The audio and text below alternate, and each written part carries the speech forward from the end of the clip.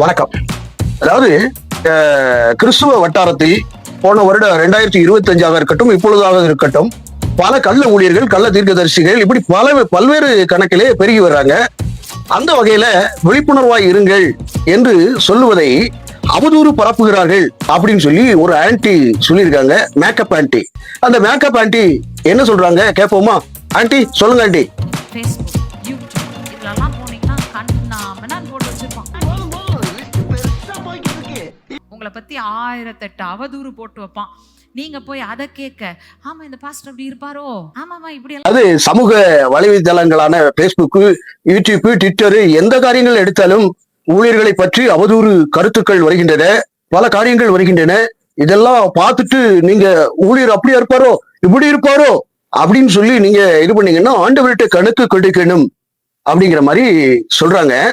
அதாவது ஆண்டவராகிய இயேசு கிறிஸ்துவானவரே மத்திய எழுதின சுவிசேஷம் 7:12 வாசிங்க.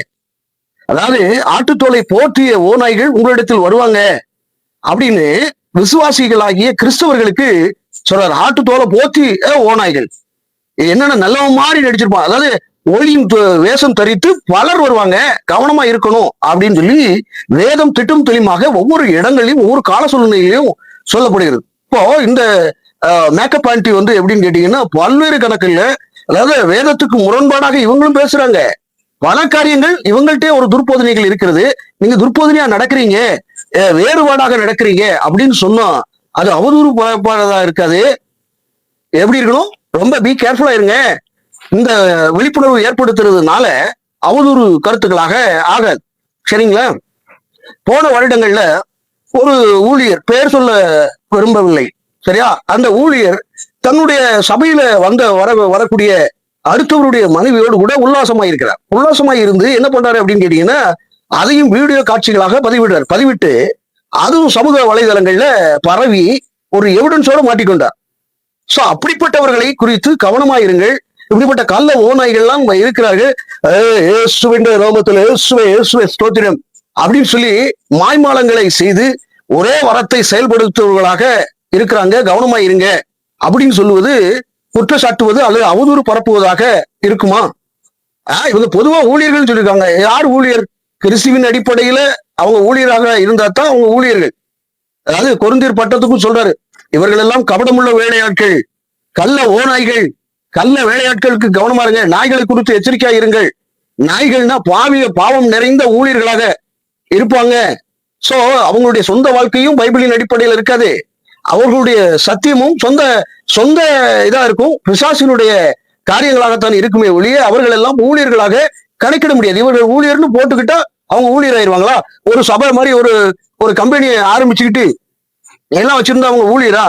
ஊழியர்னா என்ன? உபதேசத்தின்படி நின்று பரிசுத்தாவியை பெற்று பலவிதமான நற்கிரியைகளை செய்து கிறிஸ்துவ மாதிரியாக இருந்தாதான் அவங்க ஊழியர்கள். புரியுதுங்களா? நீதி செய்து பசித்தோருக்கு உணவு கொடுக்கிறவர்கள், காயம் கட்டுகிறவர்கள், இப்படி கிறிஸ்துவனுடைய உபதேசத்தை சொல்லுகிறவங்க தான் ஒரிஜினல் கிறிஸ்தவர்கள். வாக்குத்தத்த கிளிசோசிய வேலை பார்க்கிறவங்க இப்படி பல காரியங்கள், பழைய பாட்டு காரியங்கள் எல்லாம் கொண்டு வர்றாங்கன்னா இவங்க நியாயப்பிரமாணத்தில் ஊடாக வந்த பக்க வழியாய் நுழைந்த கள்ள சகோதரர்கள் அப்படின்னு சொல்லப்படுகிறது. கபடமுள்ள வேலையாட்கள், கள்ள அப்போஸ்தலர்கள், இப்படி பல்வேறு கணக்கிலே ஒவ்வொரு இடங்களிலும் ஆண்டவராகிய இயேசு கிறிஸ்துவானவர் சொல்லுகிறத பார்க்க முடியுது. அப்படியானால் நீங்கள் உபதேசத்தில் பிழையாக நடப்பீர்கள், உபதேசம் மாறுதலாக இருக்கும், பைபிளுக்கு ஒத்ததாக இல்லாமல் குற்றச்சாட்டுகிறபடி நீங்கள் நடந்து கொண்டு விட்டு அப்போ அவதூறு பரப்புகிறார்கள் அப்படின்னு சொன்னா என்ன ஆண்டி? மேக்கப் ஆண்டி, தப்பு தானே? எந்த ஒரு காரியமும் உபதேசத்தின் அடிப்படையில வேத வாக்கியம் இருக்கணும். வேத வாக்கியம் தான் முக்கியம், ஊழியர்கள் முக்கியம் கிடையாது. சத்தியம் தான் முக்கியம். புரியுதுங்களா? சட்டுன்னு சொன்னா அதுதான், பட்டுங்கிறது அதுதான். அப்போ இவர்கள் இப்படி மோசமாக நடந்தார்களானால், இப்படி மோசமான போதனையை கொடுத்தாங்கன்னா அது ஆண்டவர்கிட்ட கணக்கு ஒப்புவிக்கணும் அப்படிங்கிற மாதிரி சொல்றாங்க. இது நியாயமா? ஒருவன் தன் மனைவியை விட்டு இன்னொருத்தி கூட உல்லாசமாக பயணிக்கிறான். எப்படி? அப்போ இது வேதத்தின்படி தவறு தானே? தவறுன்னு தெரிஞ்சுக்கிட்டே நீங்க இது பண்ணீங்கன்னா அவர்களை என்ன பண்ண ஊக்குவிக்கிறீங்க, ஆபாசத்துக்கு ஊக்குவிக்கிறீங்க அப்படிங்கறத அர்த்தம். திட்டமும் தெளிவாக சொல்லுகிறது வேதம். எபிரேயருக்கு எழுதிய நிருபம் 6வது அதிகாரம் 4 இருந்து வாசிங்க.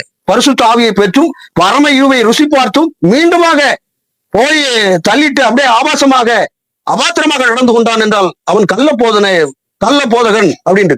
அப்போ மரமானது கனிகளினால் அறியப்படுகிறது. நல்ல மரம் என்றால் நல்ல மரம் என்று சொல்லுங்கள், கெட்ட மரம் என்றால் கெட்ட மரம் என்று சொல்லுங்கள். நல்ல மரமானது நல்ல கனிகளை கொடுக்கிறது, கெட்ட மரம் என்றால் கெட்ட கனிகளை கொடுக்கிறது. சோ அதன் கனிகளாலே அறிவீர்கள் அப்படின்னு. அப்போ கனிகளாலே அறிய வேண்டும். உபதேசத்தை கொண்டு வருகிறான் என்றால் உபதேசத்தின்படி அவன் நிலைச்சிருக்கிறானா அப்படின்னு பார்க்கணும். அவர்களுடைய செயற்கையின்படி நடக்கக்கூடாது. எதுக்கெடுத்தாலும் ஆமீன் அல்லேலூயா போட வேண்டிய அவசியம் கிடையாது. அவதூறு பரப்புவதல்ல, அவேர்னஸ் கிரியேட் பண்றது. இதெல்லாம் ரொம்ப துருப்போதனை. இவங்க வாழ்வதற்கு, இவங்க மேக்கப் முகத்துல பெயிண்ட் அடித்துக் கொள்வதற்கும், பகுமானமாக எப்படி சொல்றது டை அடிச்சுக்கிறதுக்கும், பகுமானமாக காரில் போவதற்கும், இவங்க என்ன பண்ண, இவங்க வாழ்க்கைக்கு வாழ்வதற்கு என்ன பண்ணுவாங்க அப்படின்னு கேட்டீங்கன்னா, வேதத்தை மாற்றி துருப்போதனையை கொண்டு வர்றாங்க. இதைத்தான் வேதம் திட்டம் தெளிவாக சொல்லுகிறது. புரியுதுங்களா இல்லையா? கவனத்தில் கவனமாக இருக்க வேண்டும். கவனத்தில் எச்சரிக்கையாக பயணிக்க வேண்டியது அவசியம். சரிதானா? 7வது அதிகாரங்களா இருக்கட்டும், மத்தேயு எழுதின சுவிசேஷம் 24வது அதிகாரங்களாக இருக்கட்டும், ஒவ்வொரு அதிகாரங்கள்லையும் அப்போஸ்தலர் நடவடிக்கைகளாக இருக்கட்டும், கள்ள போதகர்களையும் கள்ள தீர்க்கதரிசிகளையும் கண்டிச்சு கன நேரத்தில் இது பண்ணாரு, வச்சாரு. உடனே அதை இது பண்ணாங்க, வச்சாங்க. கள்ள போதனையை அப்புறப்படுத்தினாங்க. வேத பொருட்டனை 2 தரம் கடிந்து கொள், மீண்டுமாக என்ன செய்யணும் அப்படின்னு சொன்னா அவனை விட்டு விலகு அப்படின்ட்டு. சபையெல்லாம் சபையாகுமா? கிறிஸ்துவ சபையாகுமா? ஊழியர்கள் எல்லாம் ஊழியர்கள் தானா அப்படிங்கிறத பார்க்க வேண்டும்.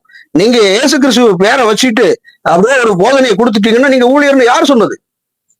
கனிகளாலே பார்க்க முடியும். அப்போ உங்களுடைய சர்டிபிகேட், நீங்களா ஊழியர்கள் சொல்லக்கூடாது. உங்களுடைய கனிகள் பிறரை பார்த்து இவர் கிறிஸ்துவின் ஊழியர் அப்படின்னு சொல்லணும். உங்களுடைய கனிகள் அந்தகார கிரியைகளாக இருந்தால் கடிந்து கொள்ள வேண்டியதாக இருக்கிறது.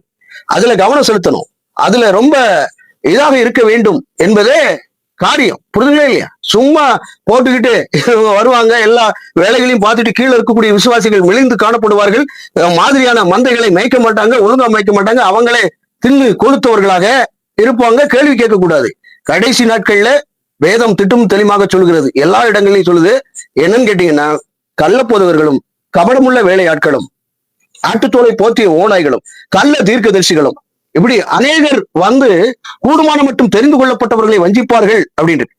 சோ ஒருவனும் அஞ்சாதபடி எச்சரிக்கையா இருங்கள் அப்படின்னு. அப்ப எச்சரிக்கையா இருக்கிறதுக்கு நீங்க எச்சரிக்கையா இருங்க அப்படின்னு சொன்னா அவதூறு பரப்புகிறதாக இருக்குமா? இல்ல வேறொரு பதிவு.